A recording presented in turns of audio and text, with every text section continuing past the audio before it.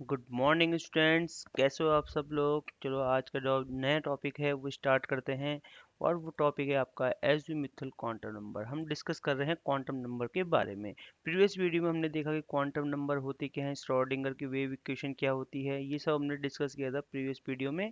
आप चाहें तो दोबारा से इसको रिवाइज करने के टाइम पे दोबारा वीडियो को एक बार देख सकते हैं, ठीक है ना। तो हमने बताया कि क्वांटम नंबर क्या होते हैं। क्वांटम नंबर जनरली श्रोडिंगर की वेव इक्वेशन को सॉल्व करके जो नंबर्स हमको वैल्यूज मिलती हैं वो देती है क्वांटम नंबर। और जनरली चार क्वांटम नंबर, फोर टाइप के क्वांटम नंबर हमारे पास होते हैं। एक होता है आपके पास प्रिंसिपल क्वांटम नंबर, जो अब बताता है आपको मेन सेल के बारे में कि जो आपका इलेक्ट्रॉन है। जनरली क्वांटम नंबर आपको बताता है कंप्लीट एड्रेस और complete information about an electron, ठीक है ना। तो सबसे पहले जो क्वांटम नंबर होता है वो होता है प्रिंसिपल क्वांटम नंबर, जिसे डिनोट किया जाता है एन से। हमने ये पढ़ा था कि ये शेल होती है मेन से, जैसे हम के एल एम एन सेल पढ़ते थे 9th और 10th क्लास स्टैंडर्ड में। तो वैसे ही वही ये प्रिंसिपल सेल वहाँ एन यहाँ डिनोट किया जाएगा उन वैल्यूज को, उन सेल्स को 1 2 3 के बेस पे, ठीक है। जैसे कि हमने कहा एन की वैल्यू अगर 1 होगी तो हम बोलेंगे ये कौन सी सेल होगी, ये फर्स्ट सेल होगी। अगर एन की वैल्यू 2 है तो इसका मतलब ये कौन सी सेल है, सेकंड सेल है। तो इस तरह से ऐसे ही चलता जाएगा 1 2 3 4 5 6 जितनी सेल उसके पास होंगी उसका हम नंबर उसको एक स्पेसिफिक नंबर से देते जाएंगे, ठीक है। जो सबसे पहली फर्स्ट सेल होगी वो जो फर्स्ट सेल होगी वो क्या होगी, न्यूक्लियस के सबसे ज्यादा क्लोज होगी। वैसे ही जैसे जैसे इस एन का नंबर बढ़ता जाएगा, प्रिंसिपल क्वांटम नंबर का नंबर बढ़ता जाएगा, इसकी वैल्यू बढ़ती जाएगी, वैसे वैसे सेल क्या होगी हमारी वो भी इंक्रीज करती जाएगी, ठीक है। तो प्रिंसिपल क्वांटम नंबर बताता है आपको कि मेन सेल इलेक्ट्रॉन आपकी कौन सी सेल में प्रेजेंट है, फर्स्ट सेल में प्रेजेंट है, सेकंड में है, थर्ड में है, मतलब ये कितने इलेक्ट्रॉन न्यूक्लियस से क्लोज है और कितने न्यूक्लियस से दूर है, ठीक है। तो ये बताता है। दूसरा हमने पढ़ा कि ऑर्बिटल एंगुलर मूवमेंट, वो कहता है कि अब इन जब क्या करता है हमारा इलेक्ट्रॉन, क्या करता है कुछ ना कुछ एंगुलर मोमेंटम करता है, जिससे एक ऑर्बिटल फॉर्म होती है ना। अलग अलग शेप में, अलग अलग तरीके से वो क्या करता है, वो अलग अलग डायरेक्शन में क्या करता है, मोशन करता है हमारा इलेक्ट्रॉन, एंगुलर मोमेंटम करता है। और उससे वैल्यू जो आती है वो आती है, इसको डिनोट किया जाता है एल से। और उसकी जो वैल्यू आती है वो बताती है कि एक शेल के अंदर कितनी सब शेल है ना। तो ये प्रीवियस वीडियो हमने सब डिस्कस किया था, ठीक है। तो ये हमारे पास था। ये देखिए हमारे पास प्रिंसिपल क्वांटम नंबर ये बताता है आपको के एल एम एन के बारे में। देखो के एल एम एन कौन सी शेल है, जैसे कि आप यहाँ के एल एम एन नहीं पढ़ते, अब हम पढ़ते हैं N equals to 1, equals to 3 4 5 6, ऐसे हम इसको पढ़ते जाते हैं। ये सारी प्रॉपर्टीज हमने प्रीवियस वीडियो में डिस्कस की थी, ठीक है। अब नेक्स्ट हमारे पास जो है, हमारे पास हमने पढ़ा इसके साथ साथ एजीमुथल क्वांटम नंबर, ये भी हमने डिस्कस कर लिया था, जो बताता है आपको कि एक शेल में कितनी सब शेल होंगी, ठीक है। मतलब सेल के अंदर भी एक और शेल, ठीक है, इसे सब शेल बोला जाता है। हमने पढ़ा था ये होती है generally S P D F और डी, ऐसी आगे चलती जाती हैं, ठीक है ना। तो हमने पढ़ा था कि ये सब हमने डिपेंड करती हैं प्रिंसिपल क्वांटम नंबर पे। मतलब अगर एन की वैल्यू 1 होगी तो उस सेल में सब सेल भी 1 ही होगी। अगर सेकंड सेल है तो मतलब अगर एन की वैल्यू क्या है, एन की वैल्यू अगर 2 है तो आप ये बोल सकते हो, अगर n की वैल्यू 2 है तो आप ये बोल सकते हो कि यहाँ पे जो इसमें इसमें जो सब सेल होंगी वो भी 2 होंगी, मतलब s और एक p, s और p ये सब सेल होंगी। ये सब हमने डिस्कस किया था, ठीक है। तो आज हमने जो पढ़ना है वो है आपके पास जो हम डिस्कस करना है वो है मैग्नेटिक क्वांटम नंबर, ठीक है। इसको हम डिस्कस करने वाले हैं आज, ठीक है। तो मैग्नेटिक क्वांटम नंबर जनरली होता क्या है, मैग्नेटिक क्वांटम नंबर क्या होता है, जब हमारा इलेक्ट्रॉन ओरिएंटेशन करता है। मतलब जनरली इसमें लिखा, आपकी बुक में लिखा जाता है कि ऑर्बिटल का ओरिएंटेशन है ना। मगर ऑर्बिटल किसकी वजह से आ रही है, एक इलेक्ट्रॉन की वजह से ऑर्बिटल होती है ना। ऑर्बिटल की वजह से इलेक्ट्रॉन नहीं होता, इलेक्ट्रॉन की वजह से ऑर्बिटल होती है ना। जब इलेक्ट्रॉन होगा तभी हमारी ऑर्बिटल होगी। और इलेक्ट्रॉन का मोशन को ही जनरली ऑर्बिटल का मोशन यहाँ पे कहा गया है, ठीक है। तो इसलिए यहाँ लिखा भी गया है the total number of orbital in a sub cell and the orientation of these orbital are determined by the magnetic quantum number. वो कहता है कि जो मैग्नेटिक क्वांटम नंबर है ये आपको बताता है कि सब सेल के अंदर भी अब कितनी ऑर्बिटल प्रेजेंट होंगी, है ना। जैसे कि आपने कहा कि एक शेल है तो इसके अंदर एक शेल है तो इसके अंदर क्या होती है, सब शेल होती है, ठीक है। अब इन सब शेल के अंदर भी क्या होंगी, हमारी ऑर्बिटल होंगी। ये देखो आपने कहा अगर ये पी सब शेल है, ठीक है, अगर मतलब आपने कहा कि सेकंड शेल की पी सब शेल है और इसके अंदर कितनी ऑर्बिटल होंगी, ये देखो। तो हम जनरली देखते हैं कि इसमें पी ऑर्बिटल, पी सबसेल है, इसमें 3 ऑर्बिटल मिलती हैं, ठीक है। ये देखा जाता ये देखा गया है एक्सपेरिमेंट करके। और अगर आपके पास एस सबसेल है, ठीक है, एस सबसेल्स स्फेरिकल होती है और इसमें देखा गया इसमें सिर्फ एक ही ऑर्बिटल देखी जाती है, ठीक है। ये एस सबसेल है, कौन सी, एस। इसके अंदर कितनी सबसेल होती है, इसके अंदर कितनी ऑर्बिटल होती हैं, सिर्फ एक होती है। वैसे ही डी होती है। अभी बताते हैं कि तो ये पता चलेगा, एक फॉर्मूला बताएंगे जिससे आपको पता चलेगा कि आप बता सकते हो कि एक सबसेल जैसे एस पी डी एफ है ना, ये क्या है, हमारी सबसेल है। और ये किसके अंदर होती हैं, ये होती हैं हमारी एक शेल के अंदर होती है ना। जैसे कि एन इक्वल्स टू 1 2 3 4 है ना। तो आप बोल सकते हो कि फर्स्ट शेल के अंदर एक सब शेल होती है, और वो कौन सी होती है, एस, है ना।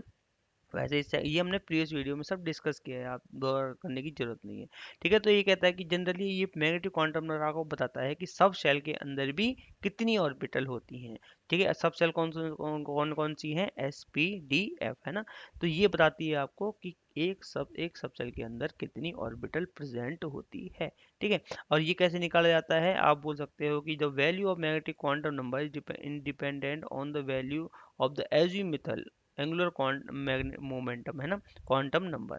For the value of L, the M L value ranges minus L to plus L, therefore it indirectly depends upon the value of N, ठीक है। ये जनरली एन की वैल्यू पे ही इनडायरेक्टली डिपेंड करता है, क्योंकि एन की वैल्यू किस पे डिपेंड करती है, एल की भी डिपेंड करती है, ठीक है। जैसे एग्जांपल सॉल्व करते हैं जिससे आपको पता चल जाएगी कि आप कितनी, और मतलब एक सबसेल में कितनी और ऑर्बिटल हो सकती है ना। तो आपने कहा कि कैसे, अगर आप बोलते हो कि आपके पास एजीमुथल क्वांटम नंबर क्या है, 0 है, मतलब ये एल की एल है ना, इसको एल से डिनोट करते हैं। और हमने प्रीवियस वीडियो में ये भी देखा था कि एस सब सेल के लिए एल की वैल्यू क्या होती है, 0 होती है ना। एल की वैल्यू क्या होती है, 0 होती है। तो आपके पास एक फॉर्मूला है कि एक सब सेल में, जैसे कि एस सब सेल है, इसके अंदर कितनी ऑर्बिटल प्रेजेंट होंगी, है ना। तो आपको ये देखना है किससे, 2l+1 से। एल क्या है, हमारा एंगुलर क्वांटम नंबर की वैल्यू, ठीक है। एल क्या है, हमारा एंगुलर क्वांटम नंबर की वैल्यू है।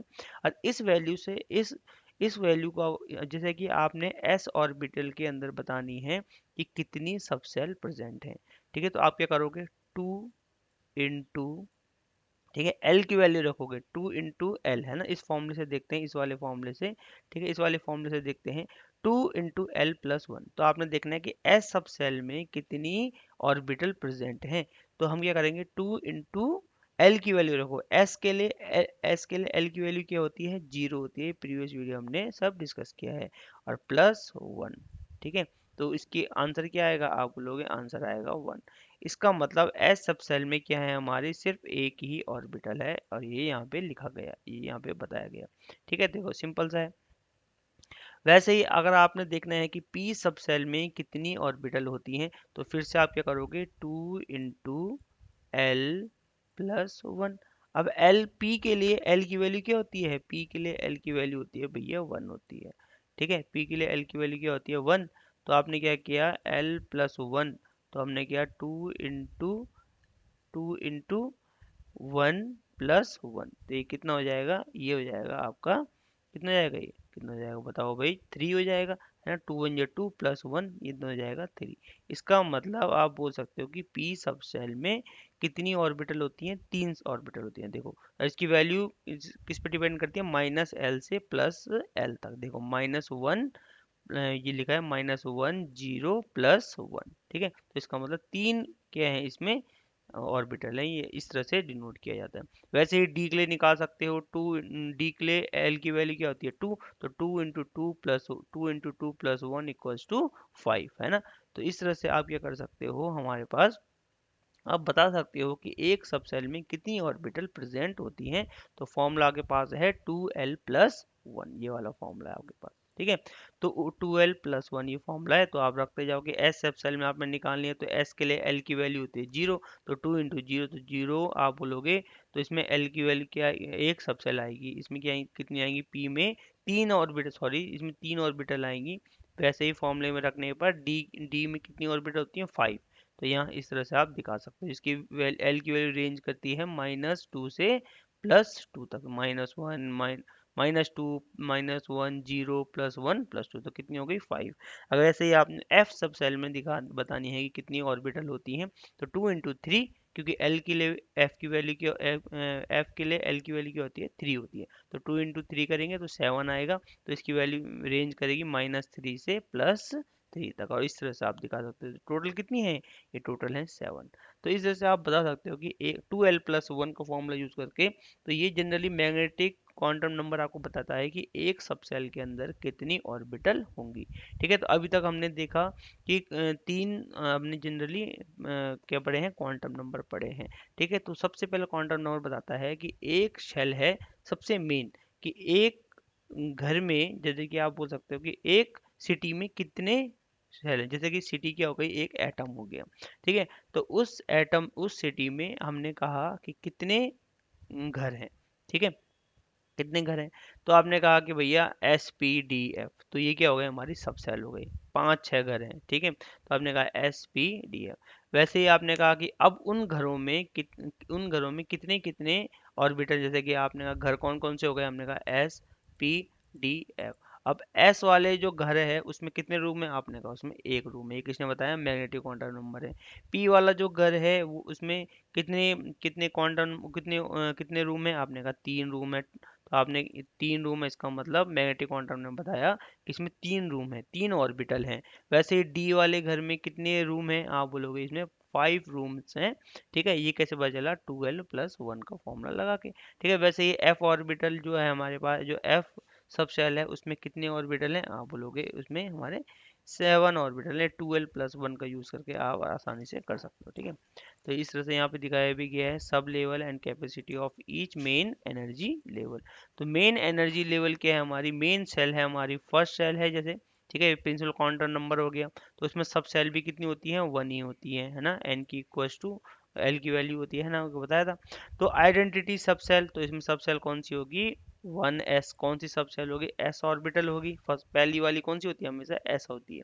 ठीक है, और number of orbitals, number of orbital कैसे निकालोगे, एन स्क्वायर करोगे, तो एन क्या है हमारा 1 है, तो हम क्या करेंगे एन स्क्वायर, तो हमने कहा 1 की 1 का स्क्वायर 1।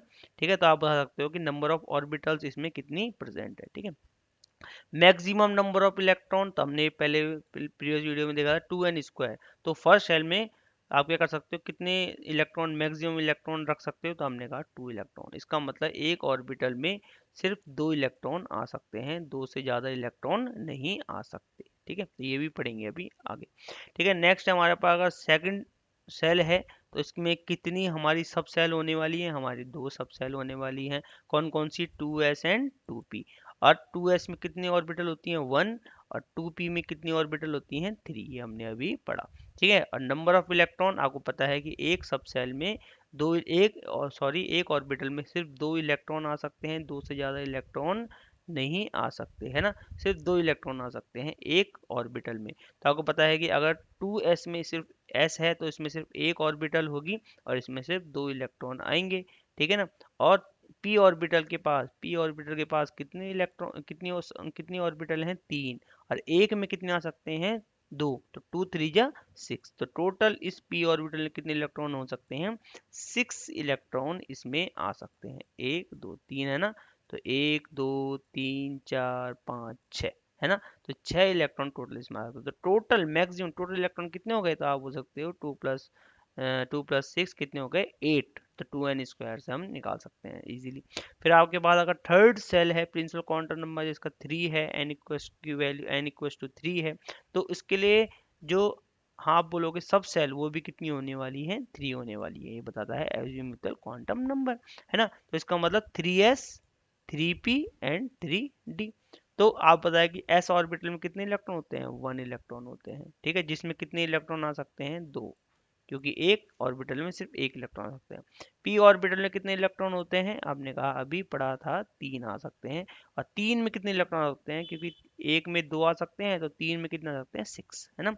वैसे ही अब डी भी आ गई हैं, तो डी में कितने ऑर्बिटल होती हैं, हमारे 5 ऑर्बिटल होती हैं। तो एक ऑर्बिटल में 2 इलेक्ट्रॉन आते हैं, 2 5 जा 10, तो मतलब 5 ऑर्बिटल में 10 इलेक्ट्रॉन आ सकते हैं। तो ओवरऑल कितने हो गए, 18 इलेक्ट्रॉन हो गए, है ना। मैक्सिमम इलेक्ट्रॉन मतलब थर्ड सेल में 2n² करो, तो कितने आ रहे हैं हमारे 18 इलेक्ट्रॉन आ रहे हैं, ठीक है ना। वैसे हमारी 4 सेल है, ठीक है, तो सेम चीज इसमें क्या हो जाएगा, 4 सेल तो 4 सब सेल इसमें आ जाएंगी, S P D and F, है ना।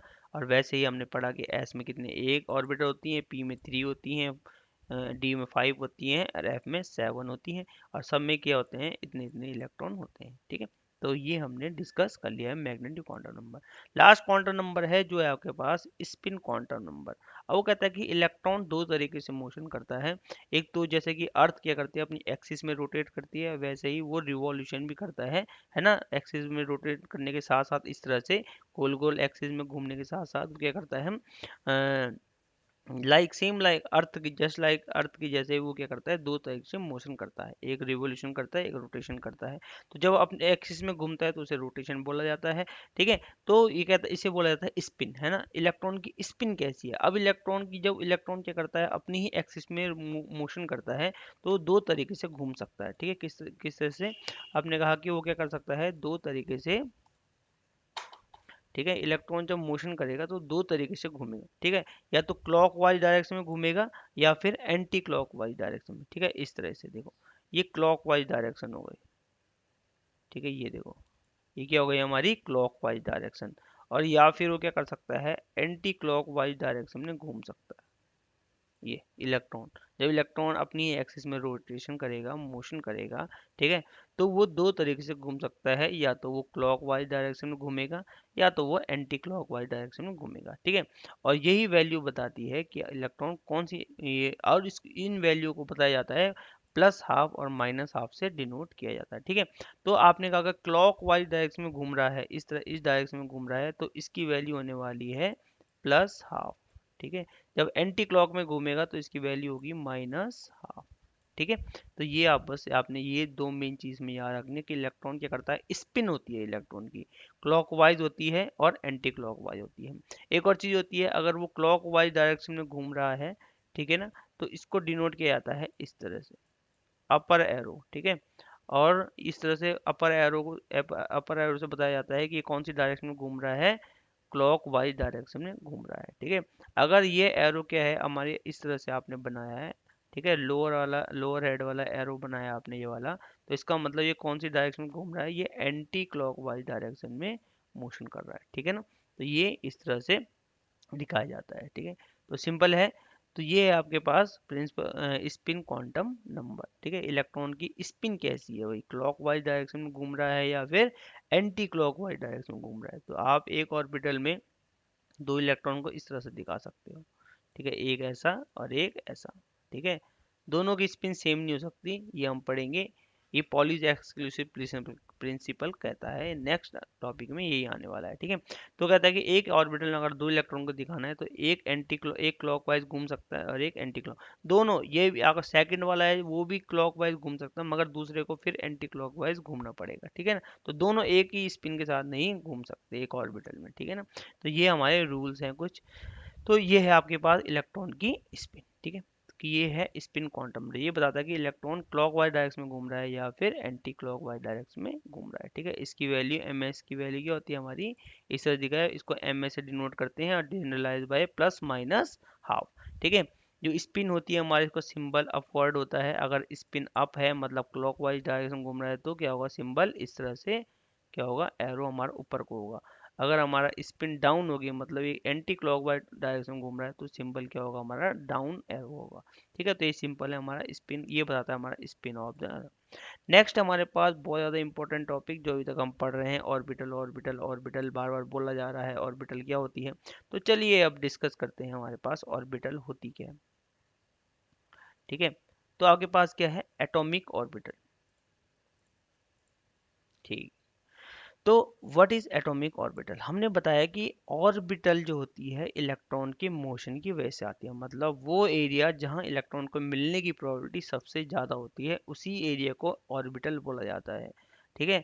The space around the atom where the probability of an electron is maximum, ठीक है। टू फाइंडिंग एन इलेक्ट्रॉन, है ना, to find the probability of finding an electron is maximum, मतलब एक atom के space में, ठीक है, या फिर अराउंड, एक एटम के अराउंड वो एरिया, वो स्पेस जहाँ इलेक्ट्रॉन के मिलने की प्रोबेबिलिटी सबसे ज़्यादा है, उसे ही ऑर्बिटल बोला जाता है, और उसे ही एटम की ऑर्बिटल बोला जाता है, जहाँ इलेक्ट्रॉन के मिलने की प्रोबेबिलिटी क्या है, सबसे ज़्यादा है। ठीक है, तो वो कहता है कि आपको बताया भी गया था कि ऑर्बिटल को हम क्वांटम मैकेनिक्स में साई से डिनोट करते हैं।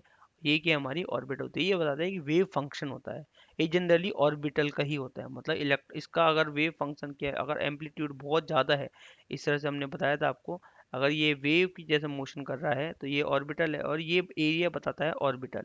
मतलब ये जो एरिया है, इलेक्ट्रॉन की मिलने की प्रोबेबिलिटी यहाँ सबसे ज़्यादा होगी अगर इसका एम्पलीट्यूड क्या होगा, ज़्यादा होता जाएगा। ठीक है, तो ये हमने प्रीवियस वीडियो में सब डिस्कस किया है। तो आप बोल सकते हो कि ये क्या है, हमारा क्वांटम मैकेनिक्स में एटॉमिक ऑर्बिटल आपको क्वेश्चन बताई, क्वांटम मैकेनिक्स ने बताई कि भैया इलेक्ट्रॉन के मिलने की प्रोबेबिलिटी कहाँ सबसे ज़्यादा है।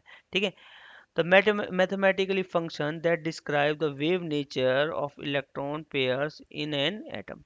They often calculate the probability of finding an electron in a specified region around the nucleus of the atom. हाँ, एटम के अराउंड, एटम में स्पेस है, न्यूक्लियस के अराउंड जो स्पेस, एटम के अंदर वो स्पेस जहाँ इलेक्ट्रॉन के मिलने की प्रोबेबिलिटी क्या है, सबसे ज़्यादा, वही क्या होती है, एटॉमिक ऑर्बिटल होती है। ठीक है, तो एटॉमिक ऑर्बिटल क्या होती है, generally 4 kinds of atomic orbital होती हैं, क्योंकि हमारे पास क्या होती हैं, एस ऑर्बिटल, आपने पढ़ा है कि जो हमारी सब सेल होती हैं SPDF, उनमें क्या होती है, एटॉमिक ऑर्बिटल होती हैं।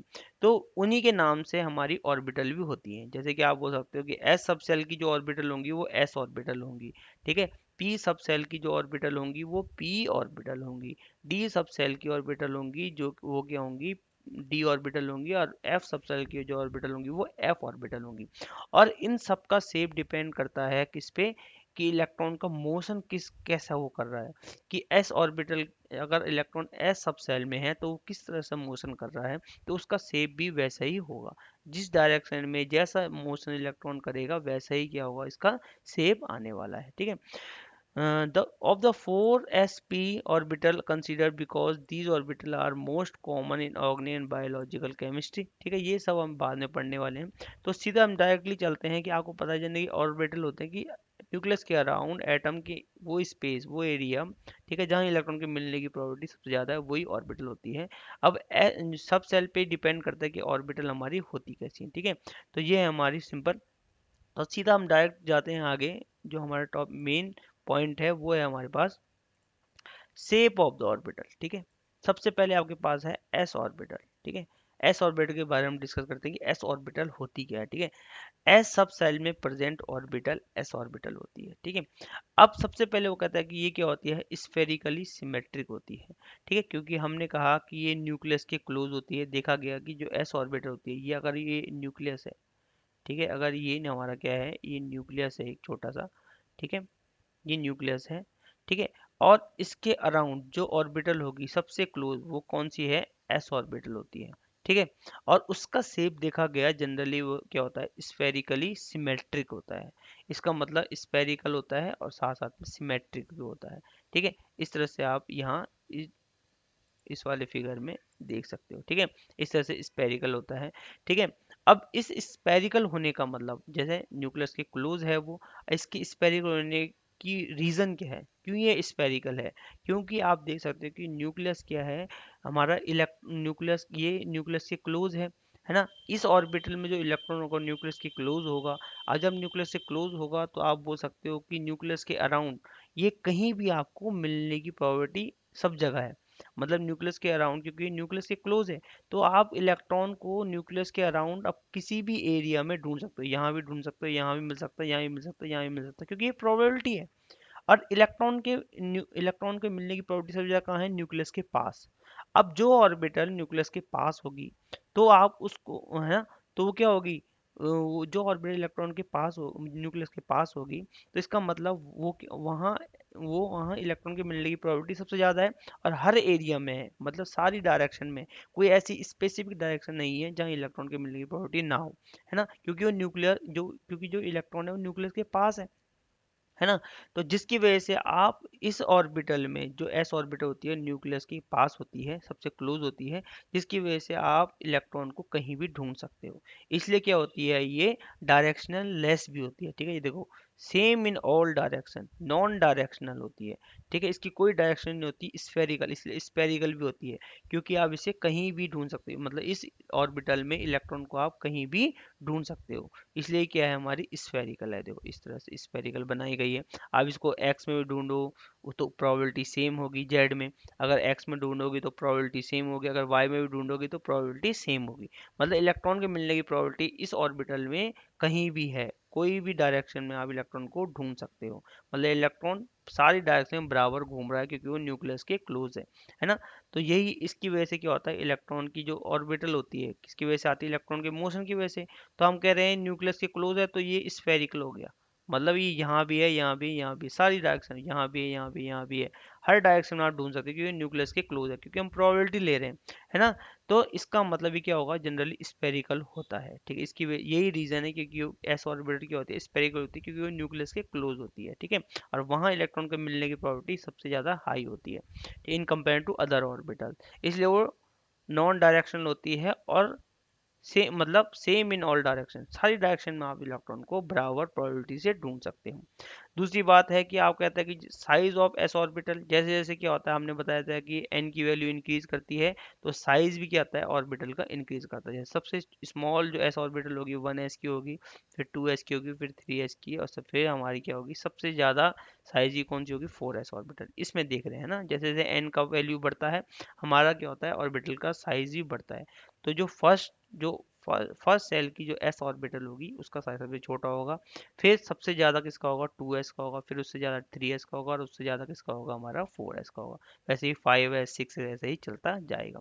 ठीक है, तो दो मेन प्रॉपर्टी आपने इसमें याद रखनी है, जो आपके बहुत ज़्यादा काम आने वाली है आगे। ठीक है, तो आपको मेन प्रॉपर्टी आपने ये रखनी है कि जो एस ऑर्बिटल होती है, ठीक है, एस जो ऑर्बिटल होती है वो नॉन डायरेक्शनल होती है। ठीक है, क्योंकि वो स्फेरिकल होती है। ठीक है, और having low energy due to closer to the nucleus. अब न्यूक्लियस से क्लोज होने की वजह से वो क्या होती है, उसकी एनर्जी भी क्या होती है, बहुत ज़्यादा कम होती है, क्योंकि न्यूक्लियस पे होता है पॉजिटिव चार्ज और इलेक्ट्रॉन पे होता है नेगेटिव चार्ज, जिसकी वजह से ये एक दूसरे के चार्ज को न्यूट्रल कर लेते हैं। जब न्यूट्रल करेंगे तो एनर्जी क्या हो जाएगी, जीरो, है ना, जनरली लो हो जाएगी, बहुत ज़्यादा लो होगी, क्योंकि एक दूसरे के चार्ज को न्यूट्रल कर रहे हैं, है ना, क्योंकि है ना। तो इसलिए वो कह रहा है कि जो हमारी जो एस ऑर्बिटल होती है न्यूक्लियस से क्लोज होने की वजह से उसकी एनर्जी क्या होती है, लो होती है in compare to other orbitals. ठीक है, तो ये सब हमने एस ऑर्बिटल के बारे में देखा, और ये आपकी मेन दो प्रॉपर्टीज है। ठीक है, तो इन दो मेन प्रॉपर्टीज को आपने पढ़ना है। ठीक है, नेक्स्ट हमारे पास शेप ऑफ पी ऑर्बिटल, है ना। अब आप नेक्स्ट जो है हमारे पास shape of p orbital. P orbital तब आती है जब हम न्यूक्लियस से थोड़ा सा दूर जाने लगते हैं। ठीक है, अब इलेक्ट्रॉन क्या करता है, जैसे जैसे न्यूक्लियस से दूर जाएगा तो वहां इलेक्ट्रॉन के मिलने की प्रोबेबिलिटी थोड़ी सी कम होने लगती है ना। तो कहता है कि अब जब कम होने लगती है तो एक पर्टिकुलर डायरेक्शन में हम इलेक्ट्रॉन को देखने की कोशिश करते हैं।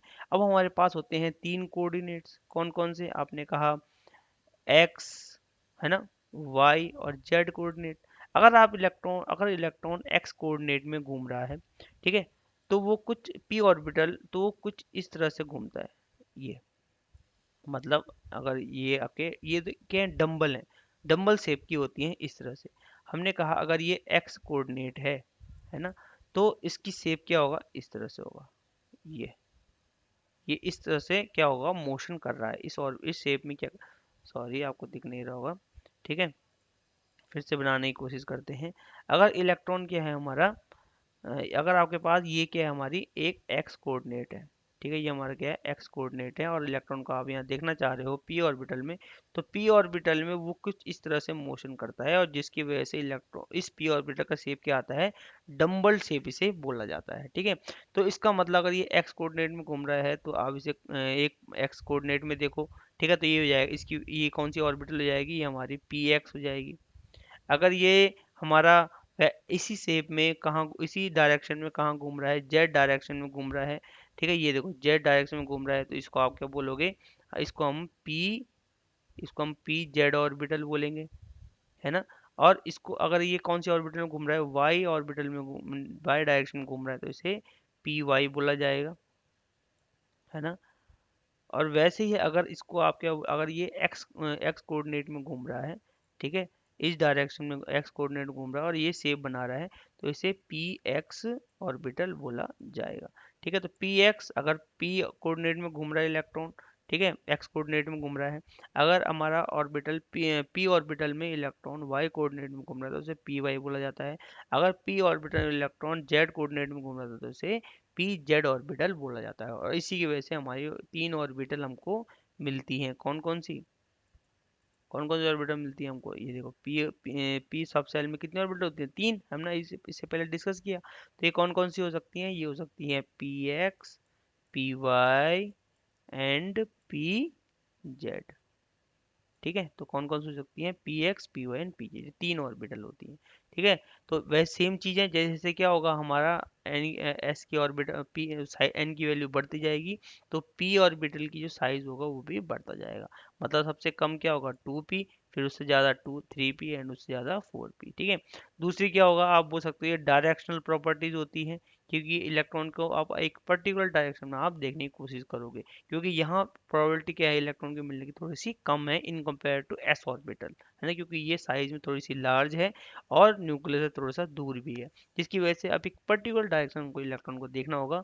एक्स में देखो, वाई में देखो या फिर जेड में देखो, तो तीनों में हम क्या करेंगे, प्रोबेबिलिटी बराबर देखेंगे।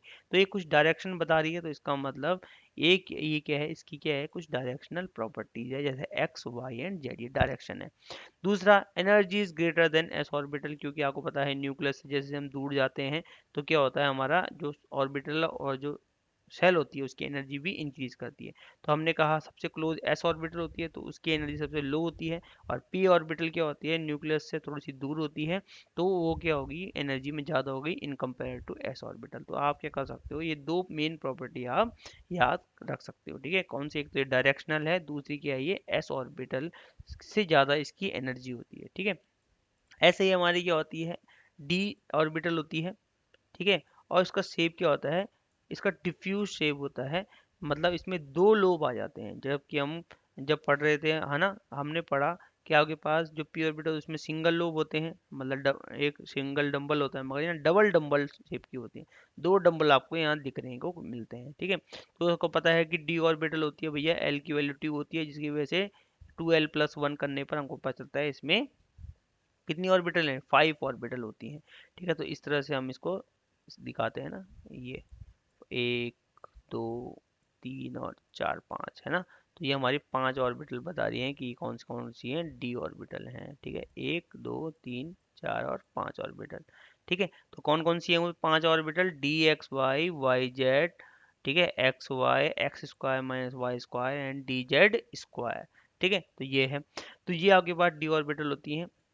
सारी ऑर्बिटल का सेम एज ऐसा होता है, बस एक ऑर्बिटल को छोड़ के, कौन सी, डी जेड स्क्वायर ऑर्बिटल। ठीक है, इसका शेप क्या होता है, कुछ अलग होता है, ये देखो ये शेप है इसका। इसमें क्या होती है, एक डंबल होता है और उसमें क्या होता है, इसकी एज पे इसकी मिडिल सेंटर में पास होता है एक रिंग बनी होती है, देखो ये रिंग बनी हुई है। ठीक है, बस यही डिफरेंस इसमें होता है, बाकी डंबल इसमें भी होता है एक सिंगल। बाकी सब में क्या होते हैं, 4 लोग होते हैं, 1 2 3 4, मतलब डबल डंबल ये होती है। ठीक है, दूसरा क्या है, ये डायरेक्शनल प्रॉपर्टी होती है, क्योंकि आपको दिख रहा है एक्स वाई, वाई एक्स, मतलब एक पर्टिकुलर कोऑर्डिनेट्स में हम देख रहे हैं, पर्टिकुलर डायरेक्शन में हम देख रहे हैं, तो इसका मतलब इसकी भी it having some directional properties. ठीक है, एक तो ये मेन पॉइंट ये हो गया। दूसरा पॉइंट क्या है, energy is greater than P orbital, क्योंकि अब पी ऑर्बिटल से ज़्यादा दूर होती है, पी ऑर्बिटल से मतलब न्यूक्लियस से और ज़्यादा दूर होती है, तो पी ऑर्बिटल के बाद आती है, इसका मतलब इसका साइज भी क्या करेगा, इंक्रीज करेगा, और साथ साथ में न्यूक्लियस से दूर जाने पर इसकी एनर्जी भी इंक्रीज होगी। इसका मतलब सबसे कम एनर्जी एस ऑर्बिटल की है, फिर पी ऑर्बिटल की, फिर पी ऑर्बिटल की उससे ज़्यादा है, फिर उससे ज़्यादा डी ऑर्बिटल की है, फिर उससे ज़्यादा किसकी है, हमारी एफ। मतलब सबसे ज़्यादा कम एनर्जी हमारी पी एस ऑर्बिटल की होती है, फिर पी की होती है, फिर हमारी किसकी होती है, डी की होती है, और फिर किसकी होती है, एफ की होती है। ठीक है, तो ये इस तरह से चलते हैं हमारी एनर्जी। ठीक है, इस तरह से एनर्जी क्या करती है हमारी, इंक्रीज करती है। ठीक है, तो बस सिंपल है भाई। तो जैसे जैसे क्या होगा, एनर्जी न्यूक्लियस से इलेक्ट्रॉन वो दूर जाता जाएगा, सेल दूर जाती रहेंगी, ऑर्बिटल दूर जाती रहेंगी, उनकी एनर्जी भी क्या करती जाएगी, इंक्रीज करती जाएगी। तो हमारे पास ये है, हमारे पास डी एक्स, अगर आप वाई एक्स कोऑर्डिनेट में देख रहे हो तो ये कौन सी ऑर्बिटल होगी, डी वाई जेड, ठीक है, वाई जेड में देख रहे हो, सॉरी।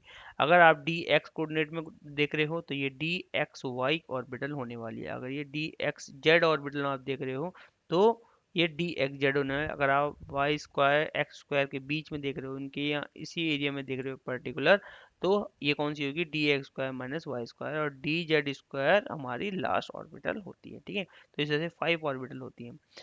अब ये सब हमारा एटॉमिक नंबर और शेप ऑफ ऑर्बिटल था, हमने डिस्कस किया। और कल हम पढ़ेंगे energy of these atomic orbital, कैसे इनकी एनर्जी इंक्रीज और डिक्रीज करती है, और फिर साथ साथ में पढ़ेंगे इलेक्ट्रॉनिक कॉन्फ़िगरेशन, कुछ शील्डिंग इफेक्ट क्या होता है, ये सब हम पढ़ेंगे, इनर्ट पेयर इफेक्ट, ये सब पॉइंट हम कल वीडियो में डिस्कस करने वाले हैं। Thank you.